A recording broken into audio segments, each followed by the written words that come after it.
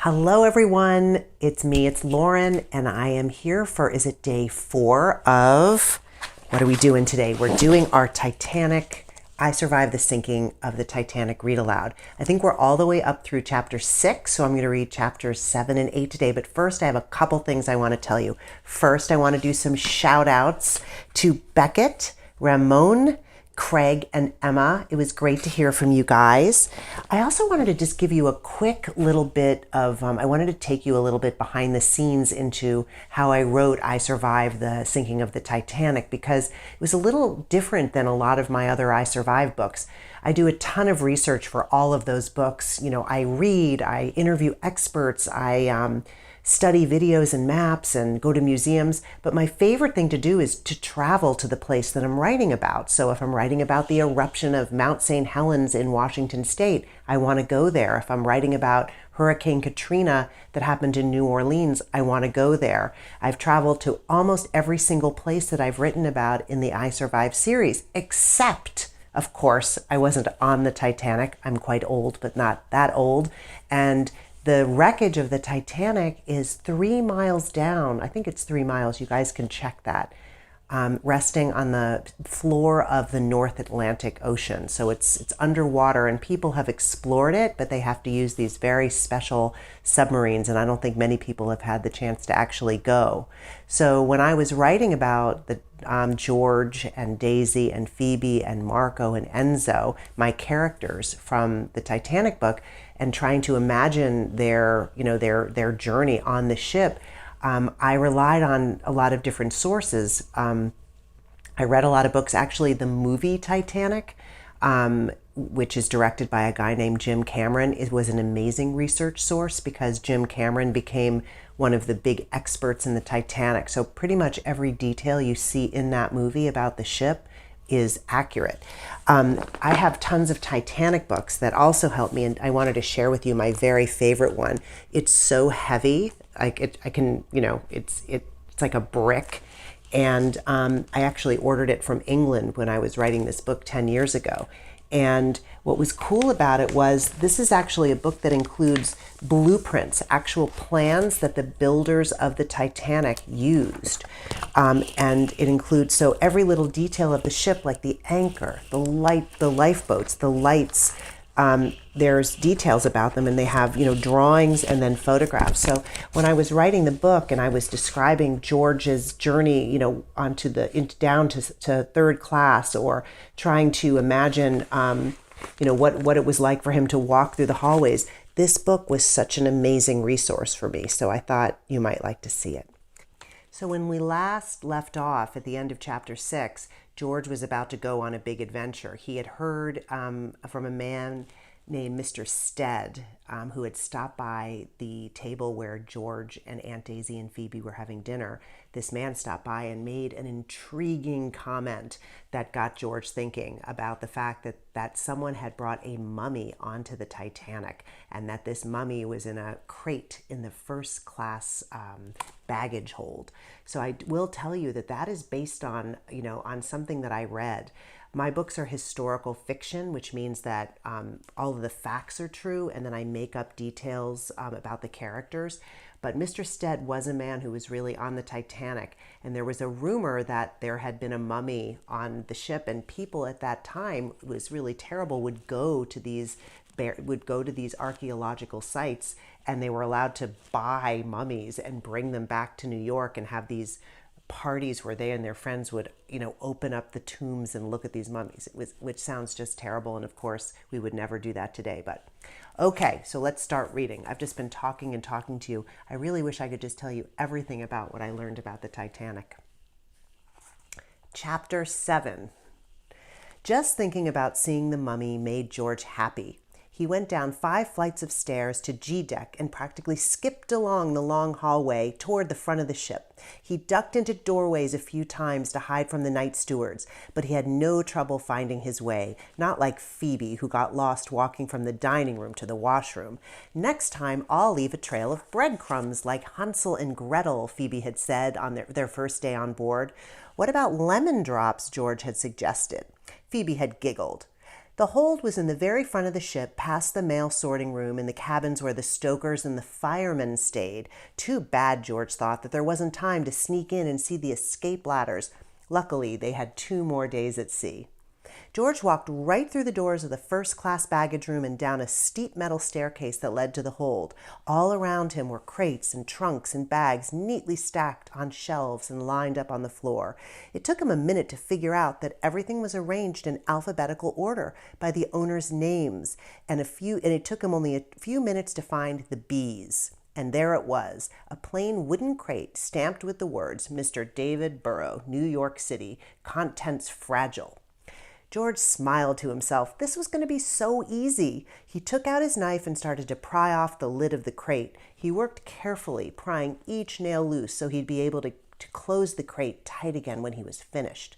He made it halfway around when he heard a strange sound.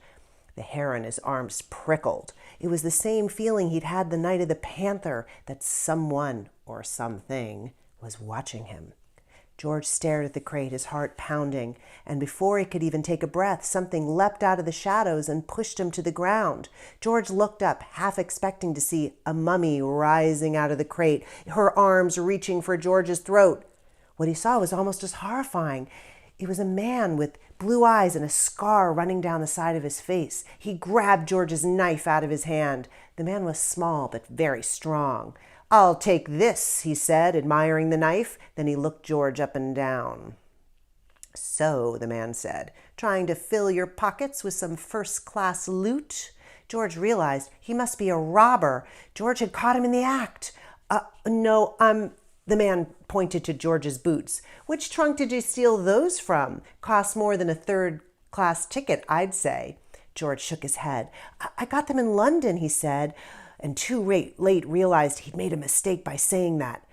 "Ah," the man said, "a prince from first class. Just down here for a little thrill. What's your name?" "George," George said softly. "Prince George," the man said, bowing in a joking way. "I'll pity those boots wouldn't fit me," he added, standing up. "But you do have something I would like. Your key. Always wanted to see one of those first-class cabins." There was no way George could let this man up to his suite. He'd jump overboard before he'd let him near Aunt Daisy or Phoebe. "There's a mummy down there," George blurted out. It's worth millions. It's in the crate." The man raised an eyebrow.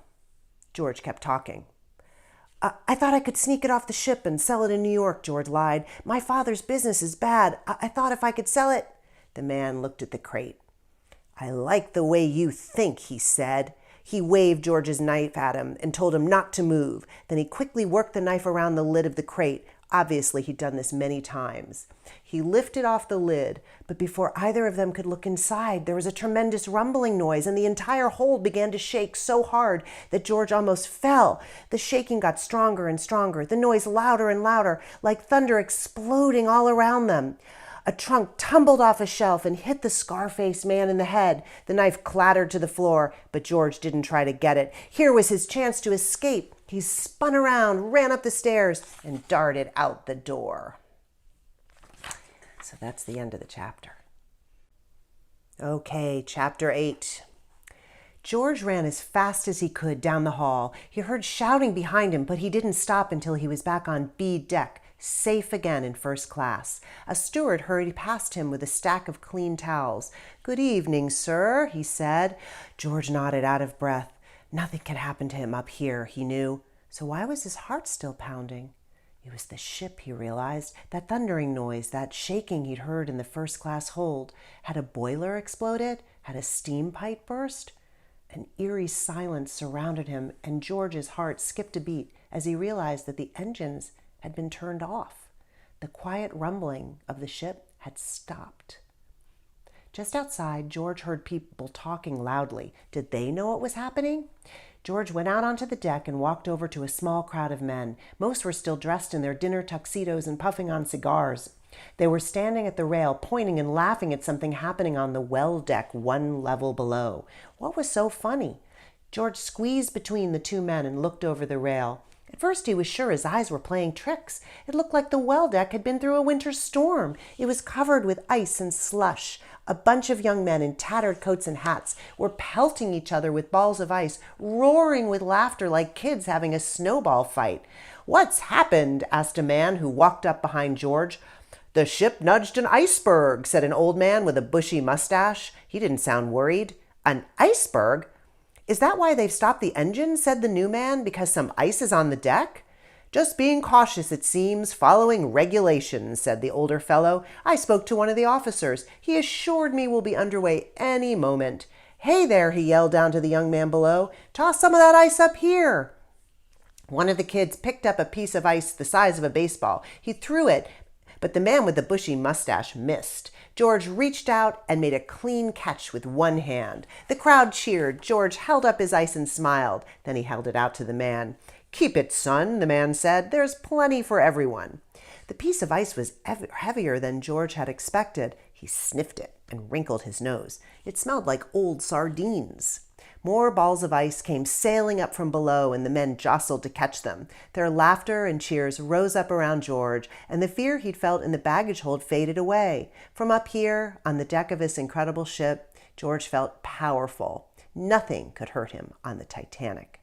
Not a meteor falling from space, not a giant squid, not the scar-faced man.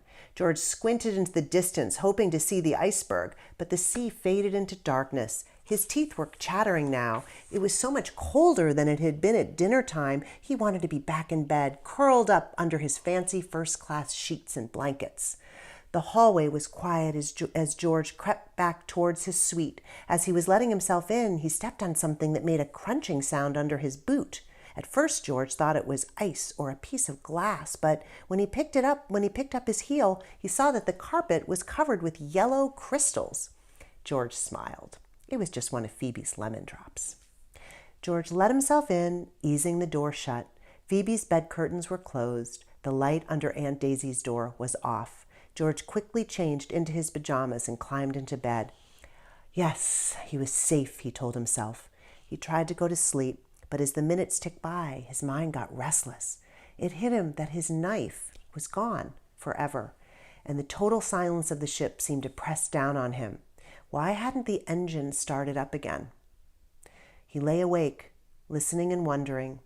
It was almost a relief when he heard someone knocking at the door. All right, everyone. Great to be with you today. I will be back here tomorrow to read the next 2 chapters. If you have any questions, have your mom or dad or whoever's watching out for you get in touch with me. And I hope you have a fantastic day. Wish I was with you all. Bye-bye.